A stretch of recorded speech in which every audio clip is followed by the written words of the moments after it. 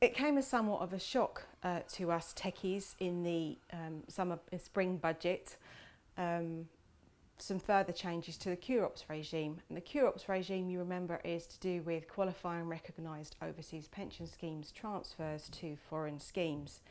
There were some changes in the autumn statement to Qrops, and we thought this was all the changes that the Chancellor had intended to make, but no, there were some much more wide-reaching changes that he decided to announce at the day of the budget. So with effect from 9th of March this year, any Qrops transfers made on or after that date, so these are the ones where the transfer isn't already in progress, so there hasn't been a substantive request to transfer. If that isn't the case and it's a new transfer on or after that date and certain rules don't apply, then a 25% tax charge will be applied to the pension on transfer. Let me explain how that's going to work. So if an individual is UK resident and decides to transfer his pension outside of the EU or EEA or Gibraltar, that transfer will suffer a 25% overseas transfer charge after the BCE 8 charges, if any, have been applied.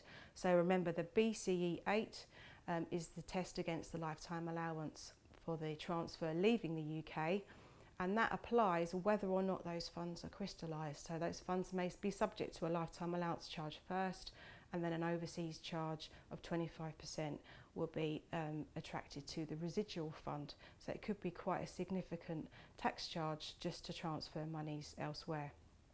However, some exemptions do exist. If the individual is resident in the same country as the Qrops, so both the individual moves to, say, for example, Australia, and the Qrops is in Australia, then no 25% tax charge will be applied. And if at the point of transfer the individual isn't, in my example, an Australian resident, but becomes an Australian resident within 5 tax years, then any overseas transfer tax charge will be refunded by the revenue. But of course that relies on the individual contacting the revenue to let them know their whereabouts. The 5-year rule is also known as the relevant period.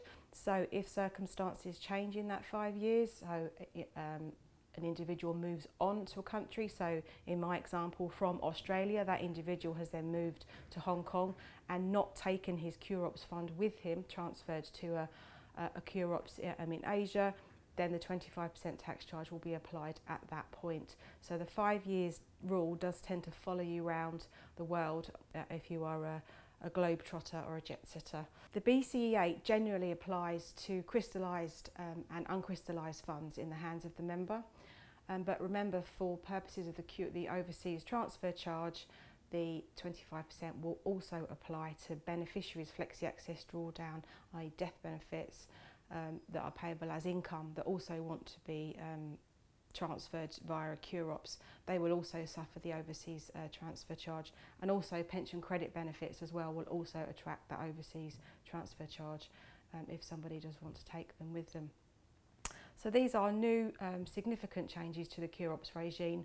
They are draft legislation within this year's finance bill and are expected to have an immediate impact on the Qrops market, especially for those individuals that wish to take advantage of Qrops in order to avoid or mitigate any lifetime allowance charge.